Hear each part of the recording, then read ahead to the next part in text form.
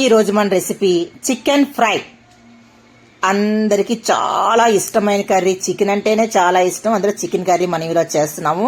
మామూలుగానే పోపు పెట్టుకోండి, దీనికి ఎక్స్ట్రా ఏం అవసరం లేదు. ఉల్లిపాయలు పచ్చిమిరపకాయలు కొద్దిగా వేగిన తర్వాత ముందుగా మనము మ్యాగ్నేట్ చేసుకోవాలి. అంటే 10 నిమిషాల ముందు చికెన్ తెచ్చి క్లీన్ చేసుకున్న తర్వాత ఉప్పు కారం పసుపు వేసి పక్కన పెట్టేసుకోండి మూత పెట్టి.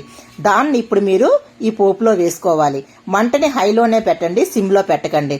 మూత పెట్టి ఒక్క 2 మినిట్స్ తర్వాత చూస్తే దీనిలో వాటర్ ఫామ్ అవుతుంది. కాబట్టి కర్రీకి సరిపోతుంది. అస్సలు మనం ఎక్స్ట్రా వాటర్ అంటూ ఏమీ వేయకూడదు. చికెన్ ఫ్రై అంటే ఎక్కువ మసాలాలు అవి వేసేస్తే తినలేము కదండి. కొద్ది మసాలా లేకపోయినా సరే చాలా యమ్మీ టేస్టీగా ఉంటుందన్నమాట ఈ ఫ్రై. ఇలా కొద్దిగా నీరు ఇంకిపోయినట్టు అవుతుందండి. ఈ స్టేజ్లో మీరు కారాన్ని కొద్దిగా గరం మసాలాని వేసుకోండి. వీలుంటే అల్లం వెల్లుల్లి పేస్ట్ ఉంటుంది కదా, ఆ చిన్నది ఇక్కడే మనం యాడ్ చేసుకుంటాం అనమాట. చూడండి, కొద్దిగా 10 మినిట్స్కి ఇలా అవుతుంది అనమాట. ఇంకొక 5 మినిట్స్కి అయితే మనకి చికెన్ ఫ్రై రెడీ అయిపోతుంది.